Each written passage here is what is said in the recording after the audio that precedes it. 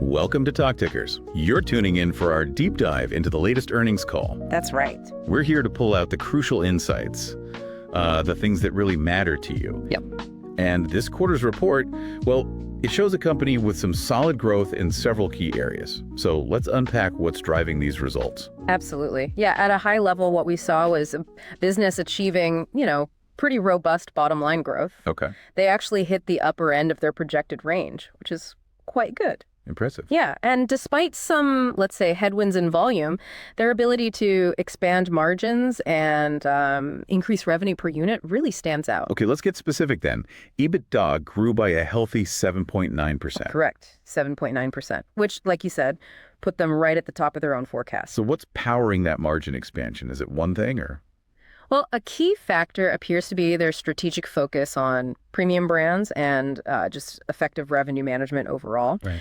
We also saw underlying earnings per share. That's, the profit per share increased by 7% in US dollars. Yeah. And interestingly, a significant 20% jump when you factor out currency fluctuations. Wow, 20% constant currency. That gives a much clearer picture of the actual operational performance, doesn't it? Exactly. It strips out that FX noise. Interesting. Now, revenue growth was more modest. Yeah. 1.5%. What's the story there? Yeah, that's where the volume piece comes in. Overall volume was down about 2.2%, but the company attributed this primarily to calendar things, like cycling the leap year, one less day in February, Right. and the later timing of Easter this year compared to last. Okay, so timing issues mostly. That's what they're saying. And what's really telling, I think, is that despite this volume dip, their revenue per hectoliter, Which is basically revenue per unit of volume, right? precisely, that jumped by a notable 3.7%.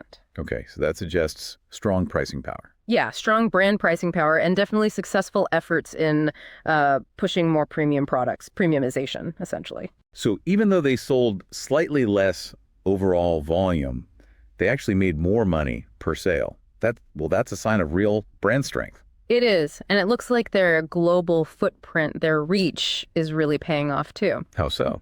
Well, we saw double-digit bottom line growth in their Middle Americas region, South America, Africa, and also Europe. Wow, across the board almost. Pretty much. This widespread strong performance really underscores, I think, the resilience and the effectiveness of their strategies across these quite diverse markets. And that's what ultimately drove those overall results to the high end of their outlook. Exactly. So now maybe we should delve into how each of their key regions actually contributed to this. Yeah, let's do that. Let's start with their biggest market, North America, specifically the U.S. It sounds like they're feeling pretty optimistic there. They are. They mentioned reaching an inflection point. What does that mean exactly? Well, it suggests they believe their U.S. strategies are really starting to gain significant traction now. And they're anticipating stronger growth moving forward because of it. To fuel this, they're actually planning increased investments in their brands. Makes sense.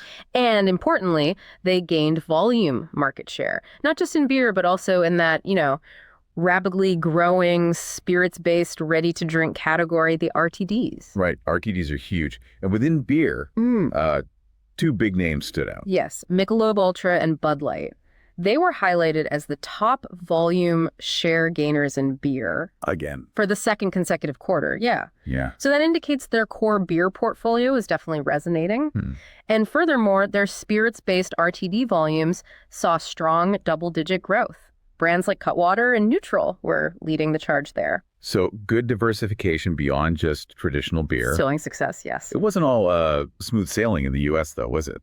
I think I saw something about weather. Correct. They did face some headwinds in Q1. Adverse weather across parts of the country was one factor. Right. And that shift in the Easter holiday timing we mentioned, both of those impacted the broader industry, not just them. Okay. However, they did note that things looked better in April as the weather patterns kind of normalized and that Easter impact shifted out. Good to hear. Okay, moving south then. Middle Americas. Mexico's the key player there, right? What do we see? Mexico delivered pretty solid mid-single-digit revenue growth. Okay. And quite impressive double-digit EBITDA growth. Nice. Their volume decline was only in the low single digits, which was actually in line with the broader industry in Mexico. So again, pointing to those calendar factors maybe, not a specific performance issue. That seems to be the case, yeah. Calendar and maybe some weather too. And South America. Brazil particularly. Sounds like that was a real bright spot. Absolutely. Brazil achieved record high volumes. Record high. For both their beer and their non-beer segments. Total volumes were up 1.4%. Okay. And that, coupled with their continued focus on efficiency and margin expansion, drove double-digit bottom-line growth in the region. Really strong performance. Definitely. All right, let's turn our attention to Europe. How did that premiumization strategy fare over there? Europe really demonstrated the success of that strategy. They reported double-digit EBIT growth earnings before interest and taxes. Solid. And this growth was fueled, as you said, by those ongoing premiumization efforts and also a recovery in their profit margins. It was quite striking, actually. Their premium and super premium brands now account for 60% of their revenue in Europe. 60%, led by? Led by Corona and Stella Artois, the big global names. Makes sense. Okay, in Africa, specifically South Africa. South Africa showed low single-digit growth in both revenue and EBITDA, so steady. Yeah. But importantly, they also managed to gain market share there in both beer and the beyond beer categories. Interesting. So diversification paying off there, too. Seems like it. And this performance was also driven largely by their premium and super premium brands, which saw low single-digit volume growth themselves. Gotcha. Now, China, that seemed like a market with maybe some more nuances this quarter. Yes, a bit more complex. While the overall industry in China showed some sequential improvement, the company itself actually underperformed the market there. Oh, why is that? They cited some softness in key regions and particularly within the on-trade channel. On-trade, so that's bars, restaurants. Exactly, places like bars and restaurants. So their strategy now in China is focused on strengthening execution, improving their distribution, their route to market, increasing investment in their major brands, and really expanding their presence in the in-home channel. The off-trade, retail sales. Precisely. Retail for consumption at home, and also scaling up innovations like their Harbin Zero sugar beer. Okay, so weaker sales in bars, stronger in stores. That's the gist. Weaker on-trade, stronger off-trade. They also mentioned the central and western parts of the country performing a bit better than the eastern regions. Okay, so a mixed picture in China, definitely. But it sounds like they have a clear plan to tackle the challenges. That's the impression, yes. Now, moving beyond the regional specifics, what are the main strategic pillars kind of driving this company forward overall? Right. So their first key pillar is centered around leading and growing the category. Oh, yeah. A significant aspect of this is their refined approach to managing their brand portfolio. They're really concentrating investments on about 50 key global mega brands. 50 mega brands. How did those perform? Pretty well. These core brands collectively saw a healthy 4.4% increase in net revenue. Not bad. And one brand within that mega portfolio is actually celebrating a major milestone soon. Oh, yeah. Which one? Corona. Their global mega brand Corona saw its revenue grow by an impressive 11.2% outside of Mexico, its home market. Wow, 11% growth outside Mexico. That's strong. Very strong. And 2025 marks Corona's 100th anniversary. 100 years. Yep. And they have extensive global celebrations planned to really leverage this milestone. I bet. Corona's volume grew by double digits in over 30 markets. It sells, apparently, at a 20% premium compared to its closest competitor. 20% premium. Yeah, and it was recognized as the most valuable beer brand worldwide in 2025, so a real powerhouse. Clearly. Their strategy for expanding the overall category, though, it seems kind of multi-pronged. It is. They're focused on, 1, maintaining the strength of their core brands. 2, offering consumers more balanced choices. Balanced choices? Like what? Things like non-alcoholic, low alcohol, low carb, zero sugar, even gluten-free options. Okay. The whole spectrum. Exactly. And 3rd, further developing their premium and that beyond beer portfolio we talked about. And interestingly, they reported an increase of 60 basis points in legal drinking age consumer participation across their key markets. 60 basis points. What does that translate to? They estimate it equates to roughly 6 million new consumers entering their categories. 6 million, that's significant. And that balanced choices segment you mentioned, that seems to be gaining real traction. Oh, indeed. Their non-alcoholic beer portfolio experienced a substantial 34% increase in volume. 34%. Yeah, spearheaded by the triple-digit growth of Corona non-alcohol. Triple digits for Corona non-alc. Amazing. They claim to be leaders now in over half of the key non-alcoholic markets globally. Okay. And they're gaining share in 3/4 of them. What's particularly noteworthy, I think, is that they said 65% of their non-alcoholic volume comes from consumers who are either new to the category entirely or consuming it in new situations, new occasions. So it's truly expanding the market, not just cannibalizing existing sales. That's the implication, yes. Very interesting dynamic. Definitely. Okay, their second strategic pillar focuses on the digital side of things. Exactly. Digitize and monetize ecosystem. In Q1, their gross merchandise value, GMV, that's the total value of goods sold through their platforms, Right. reached $11.6 billion. That's up 10%, with 32 million orders placed. Okay, solid growth. And their business-to-business marketplace biz saw an even more impressive jump, 53% increase in GMV, reaching $645 million. 53%. B2B is booming for them then. Seems like it. And their direct-to-consumer efforts, DTC, how are those looking? Also showing good results, their DTC platforms generated 19.2 million orders. Revenue from these channels was up 12% to $117 million. 12% up. So that highlights the growing importance of, reaching consumers directly through their own digital ecosystem. Absolutely. Creating new revenue streams and strengthening that consumer relationship. Okay, and the third pillar seems to be all about efficiency. That's right. Optimize our business. And here they reported a significant 218 basis point improvement in their EBITDA margins. 218 basis points, that's substantial margin expansion. It is. And it occurred in 4 out of their 5 operating regions. Wow. They expressed a lot of confidence that their market leadership, their disciplined approach to revenue management, continued premiumization, and just their efficient operating model will drive further margin expansion going forward. So they expect this trend to continue. They do. And how did all this translate to the bottom line earnings per share? Their underlying EPS came in at 81 cents per share. Okay. That represents a 7.1% increase in US dollars, but again, that substantial 20.2% increase in constant currency terms. Right. That 20% figure really stands out. What drove that? Well, organic growth contributed about 16 cents per share. That was partially offset by a 9 cents per share headwind from currency translation effects. Okay. And the rest of the EPS growth came from things like lower net interest expenses and optimization efforts in areas below EBIT. Gotcha. It's also interesting they mentioned their limited exposure to tariffs. Yes, that was a good point they made.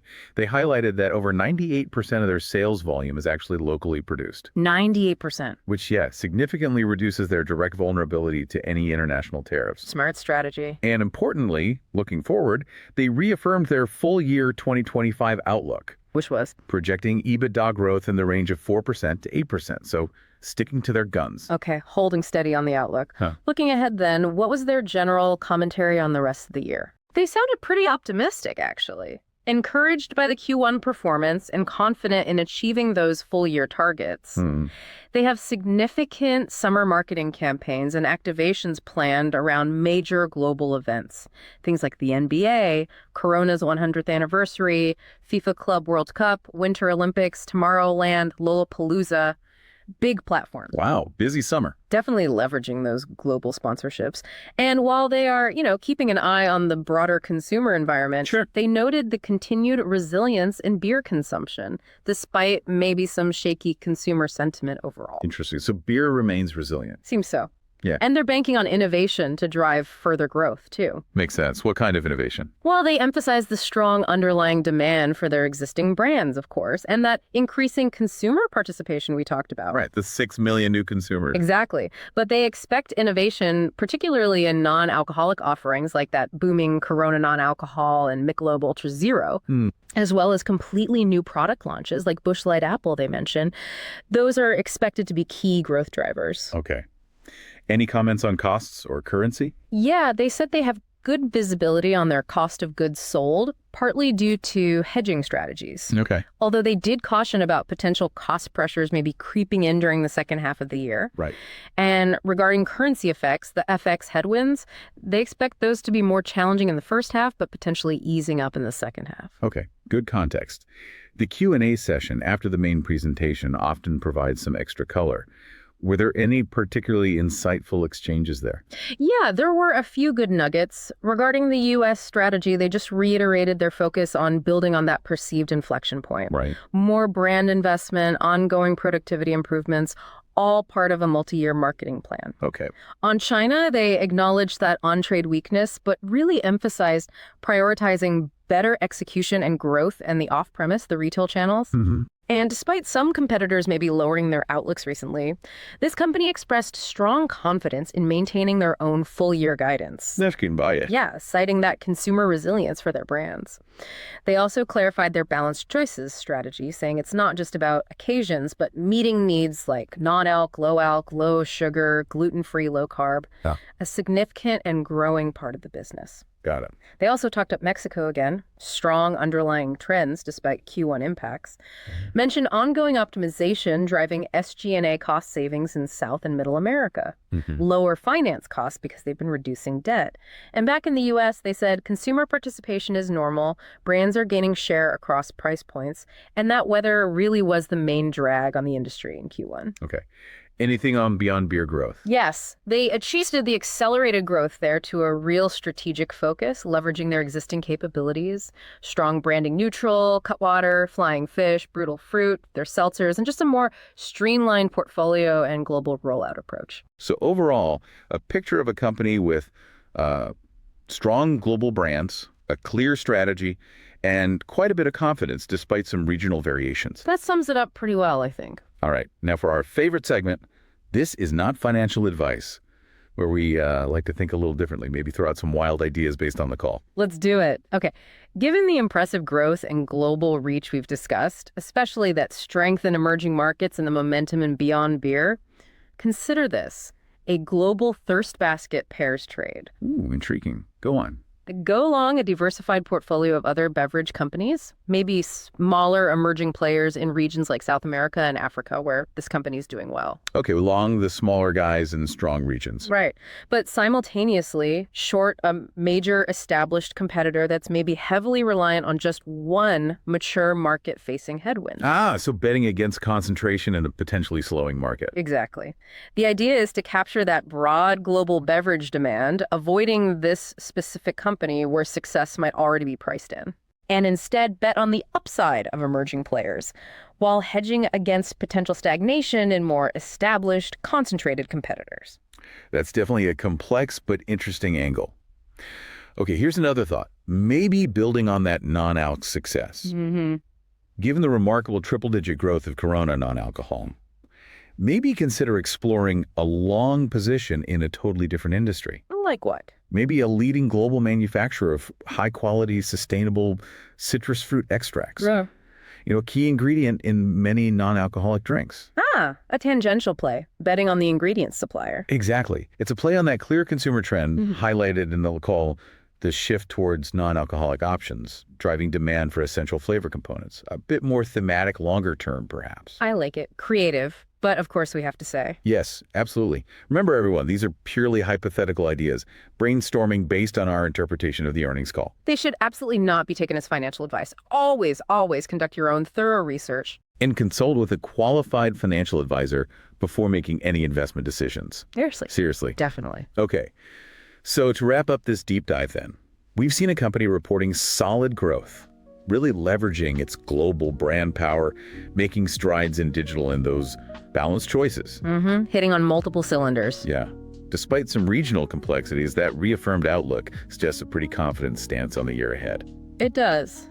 Cautiously optimistic, perhaps, but confident.